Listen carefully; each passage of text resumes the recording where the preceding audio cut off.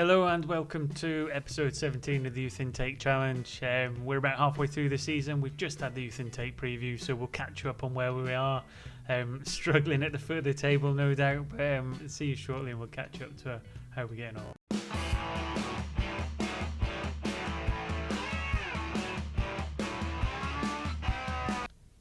And welcome back. So as you can see, we currently sit 20th in the league. Form-wise, very hit and miss. We've had a win and 2 draws, 2 losses. We're kind of keeping pace at the foot of the table. We are struggling massively actually in this league. There's some teams that are just far and away superior to where we are. We're probably where we need to be in a couple of seasons. However, we are managing to grind out the odd result here and there. It's just keeping our head above water. So we'll keep persevering. We'll let our players develop a little bit further, and we'll just see if we can eke our way up to, I don't know, I'm aiming for about 15th, 16th, 17th, somewhere around there, just to stay a little bit clearer of the relegation zone if we can as we move up the table. In terms of the schedule, we had a really good start to the season actually. We'd had a 3-2 win with Welling. Lost one to Scunthorpe, which probably isn't any kind of surprise. We then beat Bath 4-2. We lost to Dagenham and Redbridge, and then we beat Morecambe 2-1. So it looked like we were on a win one, lose one scenario. But then we hit a really bad month in September. We got a 0-0 draw with Gloucester and a 1-1 draw with Yeovil, which we didn't even score any of them goals. In fact, the whole month, Lamar Hams scored 1 goal, and he was the only player in the team to score a goal. So we have done a little bit of playing about, trying to tweak some formational stuff to try and make us a little bit more potent in attack, shall we say. And then we followed up a better month in October, and we got a draw with Solihull Motors. We got a win against Gillingham. Gosport we got in the qualifying round of the FA Cup, but I think we progressed against them on penalties. We then had a loss to Boston in between. We had a loss to Tranmere, and we got a surprise win at Halifax Town. So again, we're picking up the odd point here and there. We've got some of your kind of recognised players. I mean, Peterson's probably been one of the better players in this division so far. Moving into November, again, we started off getting knocked out of the cup by Mansfield. We had a home loss to Aldershot.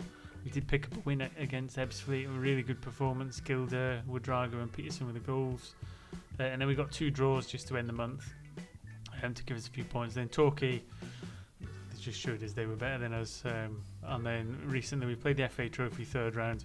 We've won against Eastbourne on penalties, so we are still in the FA Trophy, and we've got more games to come really.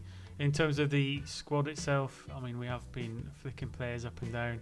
You've got some players a little bit of infighting and arguing. Chigozie really wants to be number 1 goalkeeper, but Fredericks is by far and away better than him, and Ergimuka just lurking in the background.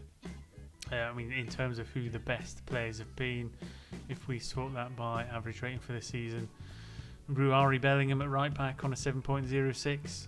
Again, just one of them players that's gone under the radar really. He came in a couple of years ago, not really as a first team to oust anyone at right back. He's not got the stats that you would scream or write home about. He didn't have the 5-star potential, but boy, is he developed, and he's putting in some performances. So in terms of his progress, that doesn't do him justice really. He's on a bit of a downward curve. Attribute wise, since he came in, again, nothing massive compared to some of the other players, but what you have to take into account is average rating and how he performs on the pitch. And with a 7.07 average rating in the league, he is one of the standout players we've had. Carl Peterson, who we mentioned, he's got most of the goals we've got. Said in previous episodes, he's one of my favourite players to come through, not just because he's the new Oscar Allen in terms of a New Zealand player, but his development is really ramping up quite quickly. Already at 3.5-star current ability with a 5-star potential. Again, if we just have a quick look at his progress, again, he's on a massive upward trajectory since his all-time stats have gone up. Again, major development in the mental game. Nothing really to talk about in the attributes for technical, and physically he's had a slight upgrade, but nothing to write home about.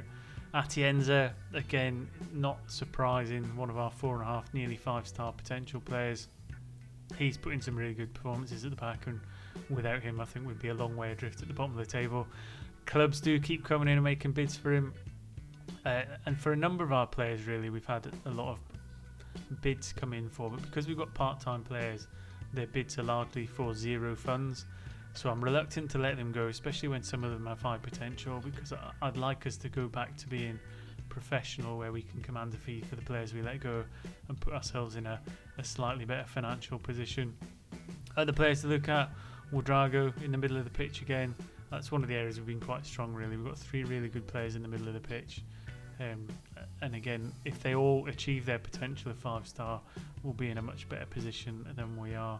When you take that to the tactics page, again, it doesn't look great in terms of having the highest rating of stars on there. I mean, based on today's assessment, that's what we'd have. Dean Spence. I think if we filtered in our best 11 almost, we've got kind of, I mean, Lamar Hams is our best striker, which is a little bit disappointing. Amayako, I don't think he's even really our number 1 anymore. If I can just, we've got Joshua Moses comes in, Dean Spence, Ouedraogo, Peterson in the middle of the park is probably about right. Left back's not right, it should be Cockings. Elsley and Atienza probably are the best 2, Bellingham and Frederick. So that's kind of what we look like. You can see straight away there's a massive weakness at centre half. We need someone who develops, like we need someone to get to kind of 3-star ability, and we're looking really 3-star across the board to start to be competitive in the division. It's not quite happened yet. We do have some players with the potential to get there. I mean, Cartwright's got the potential to get there, but he's not getting the game time. Arlind Kassa, he's another one, he's got the potential to get there, but they're really lacking a little bit of exposure in the first team, so we're going to have to kick on and do a few things. In terms of the youth intake preview then, that's what we've got. At least 2 fullbacks are full of promise at an A-star. It says it's an excellent intake, but it says that every year, so I take that largely with a pinch of salt. Not a lot of goalkeepers, not a lot of centre-backs, nothing great in midfield or wide midfield or strikers. So all told, not a particularly great intake on paper, so I'm not particularly looking forward to it. I don't think it's going to be groundbreaking in terms of where the squad's going. In terms of where we are going, it's just development. We just need to play more games, develop. We need to stay in the division, which is our primary focus. And then we need to fix the finances, because we dropped massively when we bought the stadium. The stadium's not finished yet. I think it's going to be mid-2030, June 2030, I think it is. I think we'll just look at the facilities. So 22nd of June 2030. That's going to be a bit of a game changer for us, because it's going to double the capacity. It's going to generate us a bit more cash. We might be able to start making some of the academy and training recruitments that we need to develop the squad, and then hopefully start to realise some of our vision. We're trying to avoid relegation from the National. I think we've got a chance of doing it. I just think we need a little bit more development. Finances will sort themselves out, and development for them in the under-18 side. We've got a lot of players in there, lots of 5-star potential players in there. Just, like Stephen Williams, he's just about ready to start getting introduced into the first team squad. He's at 2-star. Justin Powell's another one. So we've got reinforcements coming. They're just not quite in the right areas we want. I don't think there's anything else really to keep you up on. So what we'll do is we'll play a game. We'll let you see the boys in action. We'll have a league game and see if we can get a few more points on the board to maybe pull us away from the relegation zone. So stick around and we'll see what we can do. Just a quick update we want here, because everyone loves a Dean Spence update. He is now 5-star ability. He could be leading player for most Vanarama national sides. Potential to be a League 1 central midfielder in the future. So he's still got potential to jump 2 more divisions. So that's something that we really need to hold on to, which is going to be difficult with part-time status. But just thought I'd give you a little bit of an update on Dean Spence, because he is the best player at the club, and that's the one I guess everybody wants to see each time we have an episode. He's coming on absolutely leaps and bounds. I've not looked at his development progress in a while, and progress-wise he's still having a little bit of a creep up all time since he came in. Just a really good general spread, nothing to write home about. His physicals have been phenomenal, his mental's been phenomenal, and he's starting to make some inroads into the technical side as well now. So that being said, I'll quit waffling, I'll get through to the game and we'll see how we go on. Welcome back. So here we go. We've got a home game against Oldham, who are 4th place in the league. We're sat in 20th. Got Fredericks will continue in goals as sweeper keeper. Got a back four of Cockings, Elsley, Atienza and Bellingham, which is pretty solid, and that's all these lines on the pitch mean, really. It's the relationships between the players there, and as you can see, Peterson, Spence and Wodrago have the triangle of Dairy Lee there. That's because they played a lot of games together, and they are magnificent, so all good to them, kudos to them. And then up three we've got Gilder, Amoako and Hams. We've got Amoako in ahead of Moses, just because form wise he's just been a little bit better. As you can see, we're not scoring anywhere near as many goals as we did last season, but hopefully as we go into the game today, balanced approach, control possession, and hopefully we can kind of limit them from scoring goals and maybe nick one at the other end. Hams is hit and miss, it's inconsistency, and it's the youth, it's when they're young they can be quite inconsistent. Sometimes we're magnificent and other times we are pretty hard to watch at times, but we'll see. We'll kick off and see where the first kind of highlights lie.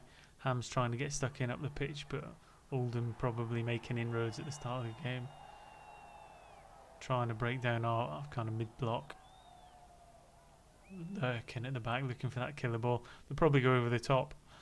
See, they're struggling to get through. There you go, over the top. Little pace pizzas, good shot, but if we can limit them to that kind of opportunity, I think we'll be quite good as they get a corner. I don't think we're particularly great defending corners. We've not got the tallest team in the world. Attacking corners, you could probably say the same outside of Atienza. We don't really have anyone who can really attack a corner. So that's been a bit of a struggle for us this season as well, as we initially clear the corner, but breaks to Myler at the edge of the box and he fires it into the top corner, and Oldham probably deservedly get the lead. When we initially clear the header, Saunders lays it to the edge of the box, and that's an absolute rocket of a shot into the top corner, and there's not much you can do about that. And that is largely how the season's been going at times. We have got Peterson kind of playing that deep line playmaker role. I think what we'll do is just try and go a little bit more positive. As in goes another cross, it rattles around in the box a bit, we get it clear. He was offside, so a corner of our own this time. Spence will deliver. Can we get Atienza or someone in there? Atienza does get his head on the end of it, but it's tipped away and we'll get another chance. Wodrago from the other side now. In it goes, but unfortunately he's not able to find Atienza, who can't be everywhere all at once. At least we've got a couple shots on now though. A little bit of positivity, change the dynamics perhaps and get us on the front foot. Wodrago and Bellingham playing well. Amoako down the right. Hopefully he doesn't give the ball away in a dangerous area. And there we go. Giving the ball open to the counter. Don't give away a penalty, but in it goes for a header at the back post and find ourselves 2-0 down. And this is always the danger when you get promoted with a youth only challenge, is you can't buy your way to safety in the second season. You're reliant purely on the players developing, and I think the key for us really is a centre half. I don't know how we're gonna develop on it, and someone let me know in the comments if you've got a good way of developing them quickly, but we really need, it might just be a case of I'm going to have to pick the tallest of the centre halves. Let's see, I mean, how tall is Elsley? 188, I mean, he's pretty tall. You'd think he'd be able to defend the corner, but we are quite susceptible. As Oldham getting a throw-in down the left-hand side. In it goes again. And this time it doesn't hit the target, but it's a little bit of one-way traffic as it stands. Can't really get the ball to Hams. And I think we're going to go in, if we're lucky, at 2-0. It might be 3. That Nwankwo's having a really good game. Another corner, he'll take it this time. He scored a header himself, so I'm surprised he's not in the box. In it goes, Peterson gets it clear. And we go. So I think Hams is probably the change we're going to look for. Let's have a look as we go in at half time. We haven't taken enough shots. Let's do tactics first. I think we get Elsley off and we'll give Arlind Cassis some game time. I think we put Spencer in up front. And I'll save the last sub. Amoako's not having a particularly great game, but I don't want to take him off just yet in case we pick up an injury or do something silly, because last thing I want to do is play Oldham with 10 men, because they're already dominating. The last thing we need is for them to stick a 4-5-6-0 on us. Coming out in the second half, more of the same really. Oldham, and a lot of teams have been like this against us this season. Fredericks has had to be on good form. These aren't the teams that we need to beat, by the way. These are the teams that if we pick up a point or even 3 here or there, it's a bonus. It's the teams down the bottom of the table we've got to win against. 40 minutes to go. I mean, this is a long game, this one. Really struggling to see what kind of change we can make. Another pass into our own box. But maybe we have to go a little bit more direct. I mean, that's that Gilder with a ropey pass there. I mean, initially we get it clear. Gilder, I mean, what can you say, really? Bit of a hospital pass, puts it in. We find ourselves 3-0 down with 40 minutes to go. We'll get Gilder off. We'll get Dimitriadis on. Getting more exposure, more game time to some of the other players. We will shout a little bit of encouragement. It'd be nice just to get a goal at this stage. Amoako flicks the ball on. We have got the ball to the edge of the box. Dimitriadis had a chance, but it's been cleared.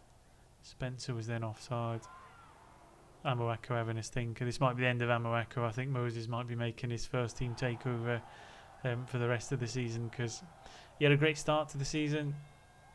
He was one of our. I mean, look at that. He's got so many 1 stats in his game. I think we've got to kind of cut him loose and invest in somebody else. It's quite harsh, but when you can't buy players, really, we've got to kind of pick the one with the most potential and go with it. Spence with the corner in the 83rd minute. Can we salvage some pride? Spencer keeps it alive. Peterson hits the post. And unfortunately, we can't even get one on the score sheet. Again, let me know in the comment section. This is a good marker for you to judge about where we're going to finish. Can we escape the bottom 4? Do we have enough about us? Have we got enough good players in there to kind of pick up a win here or there? I mean, Peterson with another good game again. I mean, I really rate him. I think he's gonna go a long way for us. It's just about getting the balance right now. Into the dressing room, not happy with the performance. We've given away really cheap goals there. We've dropped into the relegation zone. 22 games, so we've got 24 to go. Have a guess in the comment section where we finish. I'm still going to go for the 18th, where Welling are maybe. But let me know what you think. Hopefully that's a good way to update you on where we're going, what the progress is like, and what to expect from the next youth intake. Certainly, having gone up a division, I'm expecting the next youth intake to be better than the previous ones. But we'll see. So until next time, enjoy your weekends. Everybody pray that Everton gets some points soon, because I don't know if I can handle it. And I'll see you next time. Take care.